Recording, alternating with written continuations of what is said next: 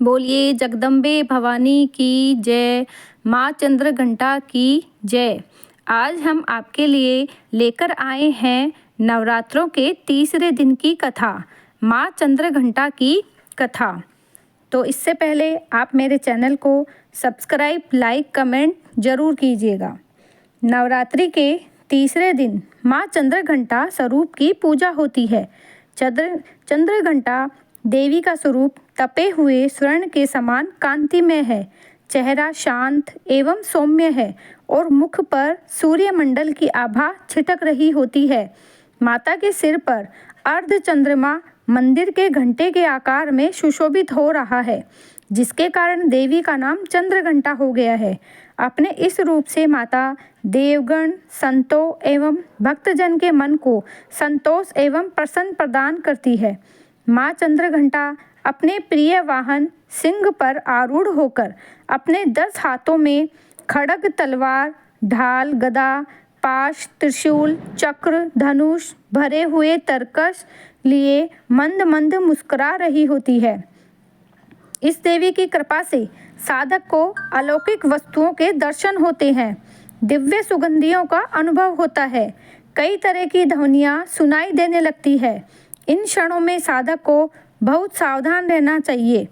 इस देवी की आराधना से साधक में वीरता और निर्भयता के साथ ही सौम्यता और विनम्रता का विकास होता है। इसलिए हमें चाहिए कि मन, वचन और कर्म के साथ ही काया को विहित विधि विधान के अनुसार परिशुद्ध पवित्र करके चंद्रघंटा के शरणागत होकर उनकी उपासना आराधना करना चाहिए। इससे सारे कष्टों से मुक्त होकर सहज ही परम पद के अधिकारी बन सकते हैं। यह देवी कल्याणकारी है। माँ चंद्रघंटा की पूजा करने से जातक के सभी पाप नष्ट हो जाते हैं और जन्म जन्म का डर समाप्त हो जाता है और जातक निर्भय बन जाता है। माता चंद्रघंटा की कथा। देवताओं और असुरों के बीच लंबे समय तक युद्ध चला। असुरों का स्वामी महिषासुर था और देवताओं के इंद्र। महिषासुर ने देवताओं पर विजय प्राप्त कर इंद्र का सिंहासन हासिल कर लिया और स्वर्गलोक पर राज्य करने लगा। इसे देखकर सभी देवतागण परेशान हो गए और इस समस्या से निकलने का उपाय जानने के लिए त्रिदेव ब्रह्मा, विष्णु और महेश के पास गए। देवताओं ने बताया कि महिषासुर ने इंद्र, चंद्र, सूर्य, वायु और अन्य देवताओं के सभी अधिकार छीन लिए हैं और उन्हें बंधक बनाकर स्वयं स्वर्गलोक का राजा बन गया है। देवताओं ने बताया कि महिषासुर के अत्याचार के कारण अब देवता पृथ्वी पर विचरण कर रहे हैं और स्वर्ग में उनके लिए स्थान नहीं है। यह सुनकर ब्रह्मा, विष्णु और भगवान शंकर को अत्यधिक क्रोध आया। क्रोध के कारण तीनों के मुख से ऊर्जा उत्पन्न हुई।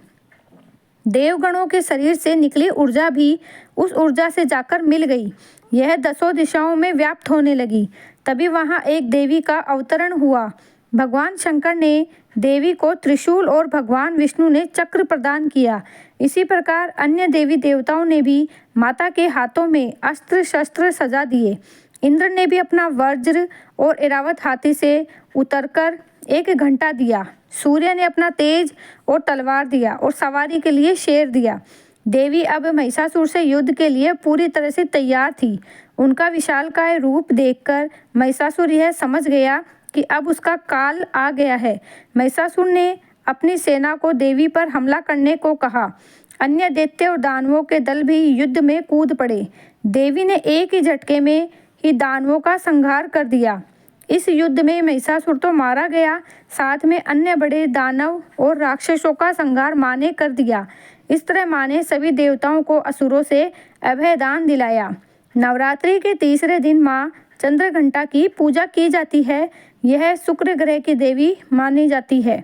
नवरात्रि के तीसरे दिन माँ चंद्रघंटा की पूजा अर्चना करने वाले जातकों की जन्मपत्री में शुक्र दोष समाप्त हो जाता है। बोलिए माँ चंद्रघंटा की जय।